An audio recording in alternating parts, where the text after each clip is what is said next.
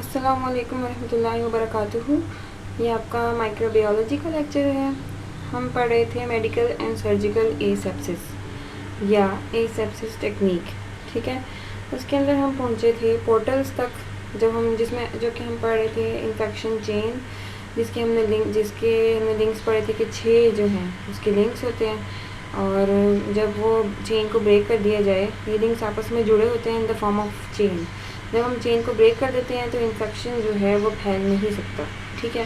तो उसी में हम पोर्टल्स पढ़े थे, ठीक है, ये हमने पढ़ लिया था। आज इससे नेक्स्ट पढ़ते हैं हम लिंक नंबर 5, यानी कि चेन की एक नंबर 5वीं कड़ी, ठीक है। वो क्या है? Susceptible host. ससेप्टिबल का मतलब जो होता है लफ्ज़ी, उसका मतलब होता है कि कोई भी ऐसा बंदा या कोई जानवर या कुछ भी जो कि ख़तरे में है, ससेप्टिबल है, जिसे ख़तरा लाहिक है, ठीक है। जैसे कि नाउ डेज़ कोरोना चल रहा है, तो ससेप्टिबल कौन है? सब लोग ससेप्टिबल हैं, सबको हो सकता है, ठीक है। हाँ, ये हो सकता है कि जिसका इम्यून सिस्टम स्ट्रॉन्ग है वो उस पर इतना अफेक्ट ना करे, लेकिन ससेप्टिबल तो सब है, ठीक है, खतरा तो सबको है। अच्छा, susceptible host form defence breakdown, ठीक है, जिसका डिफेंस मैकेनिज़्म जो है वो लो होता है, या कोई बंदा इम्यूनो कम्प्रोमाइज़ होता है। जैसे मैंने आपको बताया था किसी को एड्स हो, तो उसमें WBCs जो होते हैं वो इनका जो काउंट है या उनका जो नंबर है वो लो हो जाता है, और WBCs यानी वाइट ब्लड सेल्स ही आपको इम्यून सिस्टम का मेजर पार्ट है, ठीक है। और भी चीज़ें हैं, एंटीबॉडीज़ होती हैं, सम प्रोटीन्स होते हैं, लेकिन जो मेजर पार्ट है वो WBCs हैं। तो जब एड्स में WBCs की कमी हो जाती है तब भी इंसान जो है इन्फेक्शन के रिस्क पे होता है, ठीक है। इसी तरह से इम्यूनो कम्प्रोमाइज़ बंदा, यानी जिसे कोई और बीमारी है तो वो भी इम्यूनो कम्प्रोमाइज़ है, क्योंकि उसका जो इम्यून सिस्टम है वो उस बीमारी को ठीक करने में लगा हुआ है, और जो बाकी बैक्टीरियाज वगैरह हैं वो इन्फेक्शन ईज़िली कॉज कर सकते हैं।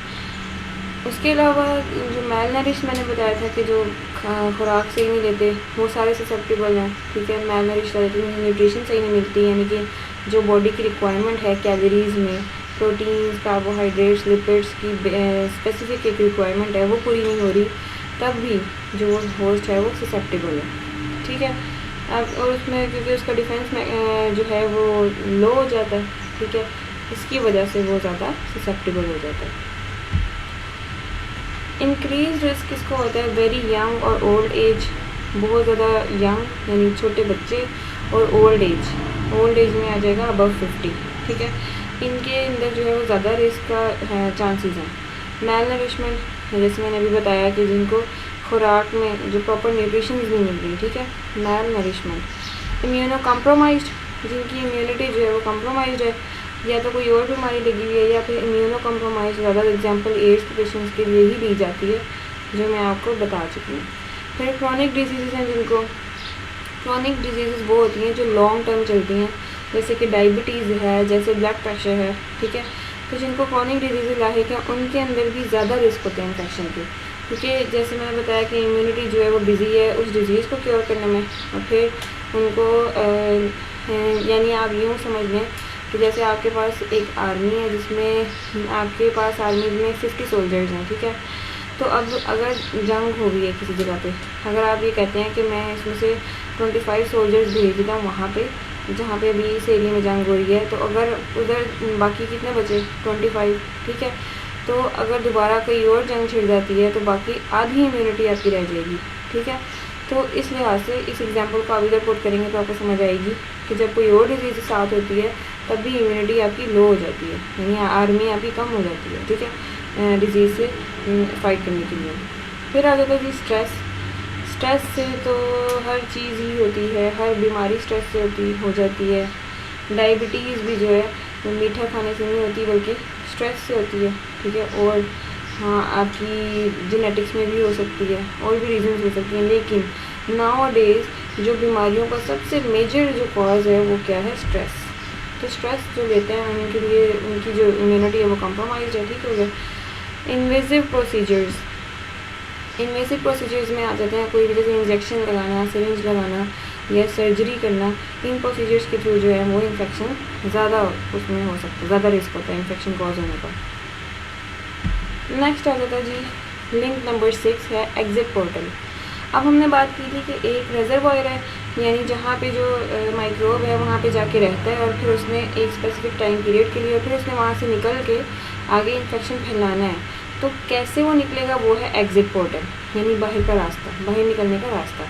Root infectious agent use to leave host who has become reservoir for infection. वही बात एक्सप्लेन की है जो मैंने आपको बता दी। अब आगे बात हो रही है बॉडी डिफेंस मैकेनिज़म्स। बॉडी की डिफेंस मैकेनिज़म्स कौन से होते हैं? आपकी स्किन होती है, म्यूकस मेम्ब्रेन्स होती हैं। स्किन जो है वो आपकी ऐसे इस तरह से डिफेंस कायम करती है कि आपकी स्किन के ऊपर बहुत सारे बैक्टीरियाज हैं, माइक्रोब हैं, लेकिन वो एंटर नहीं हो सकती है, बस स्किन तक रुके हैं। क्योंकि आपकी अगर स्किन पे कट लगेगा तो स्किन एक्सपोज हो जाएगी और ईजिली वो सारे एंटर हो जाएंगे और आपके ब्लड में इवन इन्फेक्शन कॉज कर सकते हैं। तो स्किन एक आपका प्रोटेक्टिव बैरियर है। म्यूकस मेम्ब्रेन्स, इसकी मैं एग्जांपल दूंगी। जैसे आपकी नाक के अंदर म्यूकस मेम्ब्रेन है। म्यूकस मेम्ब्रेन्स वो होती हैं जो वेट रखती हैं एरिया को, ठीक है। जैसे आपकी नाक में है, सांस की नालियों में है, अंदर आपकी जीआईटी के अंदर भी है। तो अभी मैं एग्जांपल दूंगी, जैसे नाक के अंदर आपकी म्यूकस मेम्ब्रेन है रेस्पिरेटरी सिस्टम में, तो जैसे कोई भी वायरस एंटर होता है या कोई भी माइक्रोब एंटर होता है, ये म्यूकस मेम्ब्रेन क्या करती है, म्यूकस को बढ़ा देती है। इसीलिए जब आप इन्फ्लुएंजा वायरस एंटर होता है तो आपको नज़ला हो जाता है। क्यों? म्यूकस बढ़ जाता है, म्यूकस प्रोडक्शन बढ़ती है तो वो बहने लगता है बाहर की तरफ। वो बहता इसलिए ताकि वो माइक्रोब को बाहर फेंक सके, ठीक है। तो ये भी आ गया आपके डिफेंस मैकेनिज़म्स में। फिर आ जाते हैं सिलिया। सिलिया आपकी बॉडी के अंदर होते हैं, इंटेस्टाइन्स के अंदर। ये क्या काम करते हैं? सिलिया बिल्कुल जैसे छोटे छोटे धागे होते हैं उस तरह से होता है, छोटी छोटी आउटग्रोथ्स होती हैं।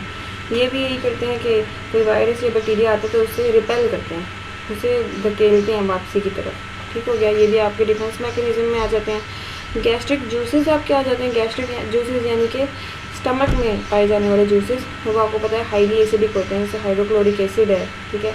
तो ये क्या करेंगे, ये भी डिफेंस में ही काम करेंगे, यानी माइक्रोब्स को किल करेंगे। फिर इम्यूनोग्लोबिन्स आ जाती हैं जो कि आपकी एंटीबॉडीज़ होती हैं, ये भी आपकी डिफेंस मैकेनिज्म का पार्ट है। फिर ल्यूकोसाइट्स एंड मैक्रोफेजेस जो कि वाइट ब्लड सेल्स हैं, ये तो आपकी मेजर आर्मी है। उसके बाद आ जाते हैं जी लाइसोजाइम्स। लाइसोजाइम जैसे एंजाइम्स होते हैं जो कि आपके टीयर्स में भी पाए जाते हैं और बॉडी की दूसरी सिक्रीशंस में पाए जाते हैं, जो माइक्रोब को किल करते हैं, ठीक है। नेक्स्ट है आपका जी बॉडी डिफेंस मैकेनिज्म में और आ जाते हैं आपके पास इंटरफेरॉन्स। इंटरफेरॉन्स जो होते हैं वो ऐसी प्रोटीन्स हैं जो कि वायरस के अगेंस्ट होती हैं, ठीक है। फॉर एग्जांपल असल में ये होते हैं सिग्नलिंग फैक्टर्स, ठीक है। जैसे एक सेल है, उसे वायरस ने इन्फेक्ट किया तो वो सेल क्या करेगा, इंटरफेरॉन रिलीज़ करेगा बाकी सेल्स को ख़बरदार करने के लिए कि भाई यहाँ पे एक वायरस आ गया, अब आप लोग अपनी जो है इम्यूनिटी बढ़ा लो, अपना डिफेंस बढ़ा लो, अपनी दीवारें ऊंची कर लो कि चोर फलांग के अंदर ना आ सके, ठीक है। ये एक एग्जांपल है इंटरफेरॉन्स की। इंटरफेरॉन्स भी आपके डिफेंस का पार्ट है। फिर इन्फ्लेमेटरी रिस्पॉन्स, जैसे कहीं पे इन्फेक्शन होता है वहाँ सूजन हो जाती है, इन्फ्लेमेशन हो जाती है, ठीक है। तो और या कोई चोट लगती है वहाँ भी सूजन हो जाती है। तो इन्फ्लेमेटरी रिस्पॉन्स जो आपके डिफेंस का पार्ट है, वहाँ सूजन होती है इसलिए कि वहाँ पे आपकी पूरी आर्मी आ जाती है, यानी कि आपके वाइट ब्लड सेल्स, मैक्रोफेजेस, ये सब आ जाते हैं और उसे वो ठीक कर रहे होते हैं, ठीक है। तो इन्फ्लेमेशन जो है, जहाँ इन्फ्लेमेशन होती है वहाँ पेन भी होती है, वहाँ रेडनेस भी होती है, वो जगह गर्म भी होती है, ठीक है। और लेकिन ये क्या है, ये बॉडी का डिफेंस मैकेनिज्म है। आज के लिए इतना काफ़ी है। टिल नेक्स्ट लेक्चर, अल्लाह हाफिज़, अस्सलाम वालेकुम।